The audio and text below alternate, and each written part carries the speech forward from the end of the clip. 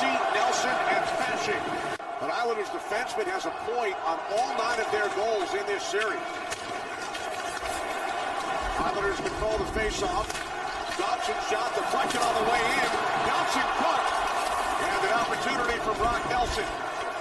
Burns defended by Pagel. 5-on-3 for Carolina. Burns surveying. Back out it comes to Burns. Puck was bouncing on him. It's loose. Comes across. Seth Jarvis on the power play gives Carolina a 1-0 lead in Game 4. Jarvis is going to get the goal.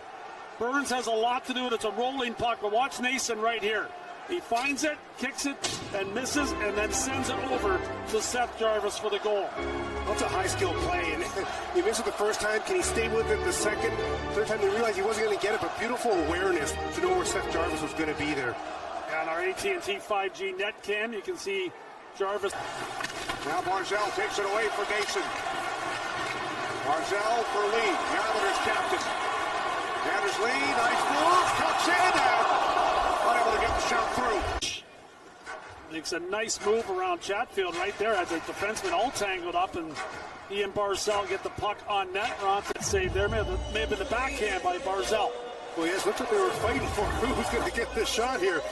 And but great outside move there by Lee to go inside around Chatfield. But, you know, Lee, and they also play a style that they expect this to go 6-7 games, and they just know the longer.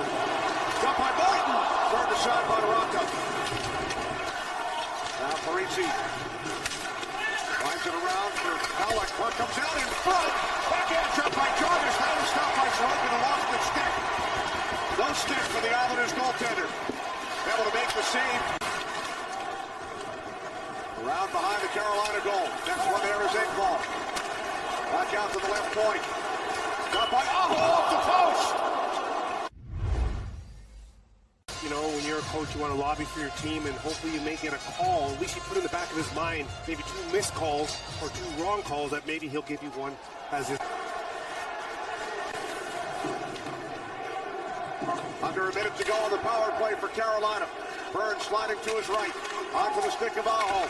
Puck comes across. Natchez scores. Second power play goal for Carolina. They now lead 2-0. Yeah, way too easy. Wide open for Natchez. Watch the 2 Islander defensemen, Mayfield and Pelech. That can't happen. Natchez is there. He's got an easy goal here. Sorokin can't get across in time, and Nason picks up a helper. What a beautiful no-look pass there. He sold it. He didn't even look where Natchez was. He knew he was coming down with set play, but normally Stephen Mason is great net front, and so they made that adjustment. Longest streak since the Montreal Maroons back in the late 1920s, early 1930s. Incredible. Pagel blocked by Ronda. Play on the entry. Pagel using his speed and trying to use the defender as a screen. Goal past Gostisbehere. Well, yes, and Ronda was ready for it, and the shot came right through Gostisbehere's. It was 1-1 late in Game 3. Islanders would score 4 in 2 minutes, 18 seconds. Nelson threw the puck in front, knocked out of trouble. And a player right in front of him kind of pushed himself out past the crease and got a pad on that. Bad turnover here. 2-on-1. After the turnover by Romanov. Aho scores!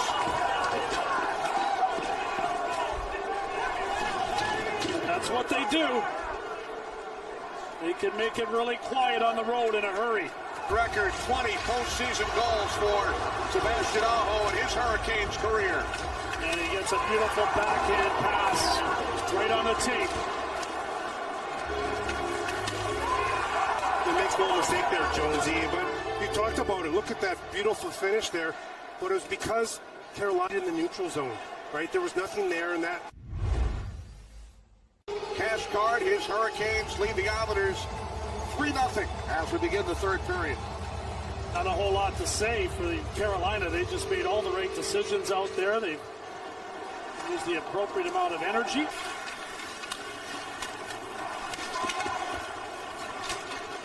Hurricanes clear the puck ahead, and now it is Jarvis moving in on Sorokin. He scores!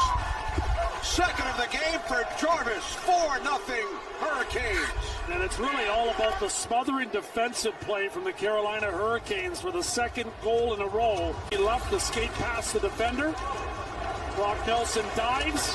He can't get there. And the first three Islanders back are all forwards. Well, the yes. defense in the zone, Bryce. Well, yeah, that's what I was just going to say. Well, obviously the Islanders need to start pushing for some offense here. Well, beautiful Jarvis there as he sees Sorokin coming back into his post under the glove, but 2 goals for Jarvis. 2 assists for Nason, and a 3-point game for Aho for the goal and 2 assists. Puck loose out in front. Score! Pellick puts the Islanders on the board.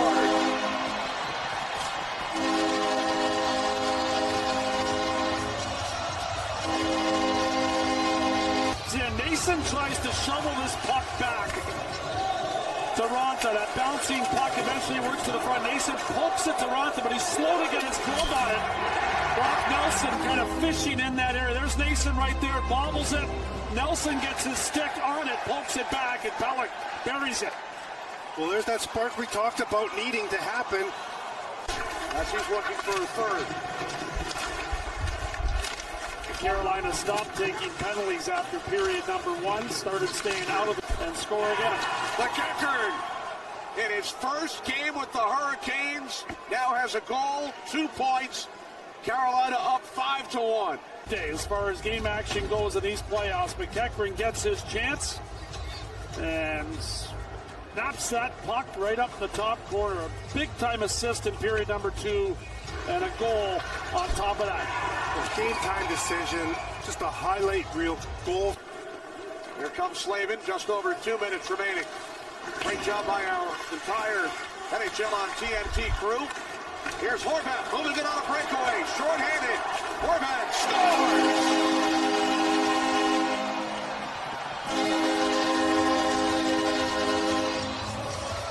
Puck up, and Horvat's going to be able to track it down. This goal matters for Horvat. He has not had a very good series. He has not played great as an Islander, and hopefully this gives him a little bit of confidence moving into the game in Carolina.